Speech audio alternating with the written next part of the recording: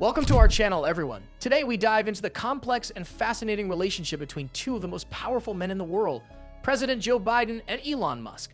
While they might not have many kind words for each other, their fates are deeply intertwined in ways that shape both national and global policies. Many in the administration treat the Tesla and SpaceX owner as a nation-state. Two of the most powerful men in the world don't have many kind words to say about each other, but their fates are inextricably intertwined. Increasingly, President Joe Biden and Elon Musk are knotted together on everything from sprawling infrastructure projects to global security, both presidency-defining issues for Biden as he nears the end of his first term in office. As Biden tries to transition the country to electric vehicles, no single company or person will be more responsible for building that electric future than Musk. Musk's SpaceX has a virtual monopoly on rocket launches in the US, making it the only company currently ferrying astronauts to and from the International Space Station. And his Starlink satellite internet has been central to the war in Ukraine.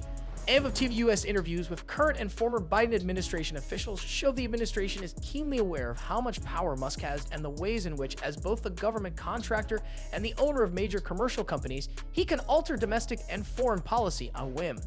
Musk is treated as if he were a nation-state by many in the administration, lamented one person with knowledge of the federal government's workings. The amount of government support his companies have received is staggering, a Biden administration official said. A defense official said the department is trying not to be over-reliant on SpaceX or other companies. Musk, who once called Biden a damn sock puppet in human form, has a notoriously rocky public relationship with Biden.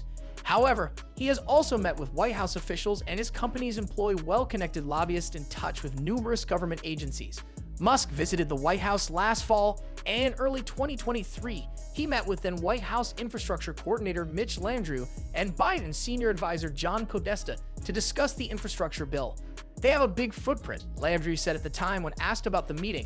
Biden has rarely publicly spoken about Musk aside from answering periodic questions about him from the press. The White House did condemn a Musk tweet last November as an abhorrent promotion of anti-Semitic and racist hate. Yet the White House has little chance of achieving one of its biggest domestic policy priorities without Musk business. Biden's ambitious plan for converting America off fossil fuels means building a network of 500,000 electric vehicle charging stations, which would allow drivers to crisscross the country in an electric car without fear of getting stranded with a dead battery. Having places for people to charge their cars away from home is central to transitioning the country to clean energy, and the Biden administration pushed for billions in funding for charging stations in the 2021 infrastructure bill. Right now, Musk and not the federal government is the biggest contributor to Biden's goal. Tesla Incorporated has not only won more contracts for charging stations funded by the infrastructure bill than any other company, but it is also independently building hundreds of charging ports each month, making Tesla the biggest player in the market.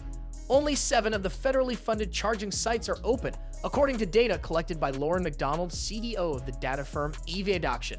But states have doled out grants to build several hundred more charging stations, and Tesla has secured contracts for more chargers than any other company, according to EV-Adoption. The chargers built using the infrastructure bill money will serve a unique purpose. They will fund charging infrastructure in areas where it does not yet exist, allowing people who own electric cars to more easily drive long stretches. When it comes to building out overall infrastructure for electric vehicles, Tesla is zooming ahead faster than both the government-funded work and its competitor companies. Tesla is currently building roughly 40 stations a month and has more than 2,000 stations online. Its charging stations often have more ports for cars to fuel up. Tesla has 25,172 charging ports available, accounting for more than half of the EV charging ports available nationwide, according to EV-Adoption data. Tesla is powerful enough that when it announced in 2023 that it would open up its chargers to non-Tesla cars, it kicked off an industry-wide pivot from other plug-in formats to the one developed by Tesla, creating a new de facto standard for electric vehicles.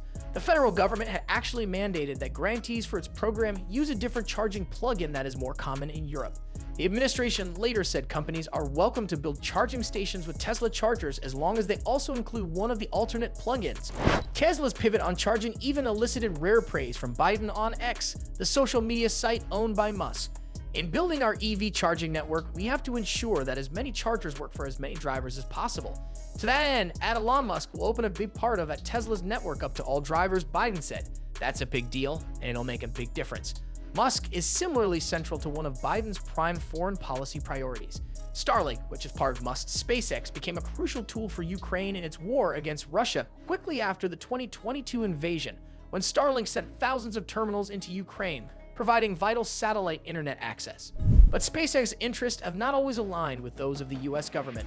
A 2023 biography of Musk revealed that he had refused a request from Ukraine for Starlink support to help the country attack Russian naval vessels in Crimea.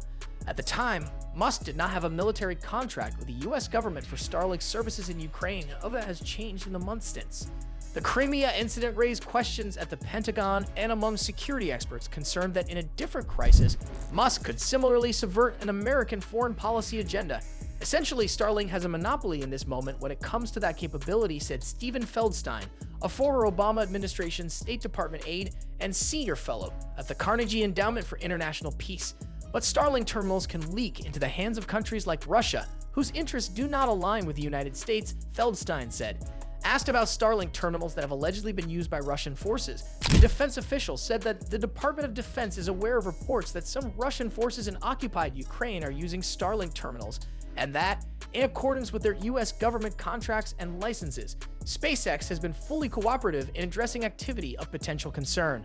Another SpaceX company, Starshield, is doing work that could be crucial to national security, but the project is classified.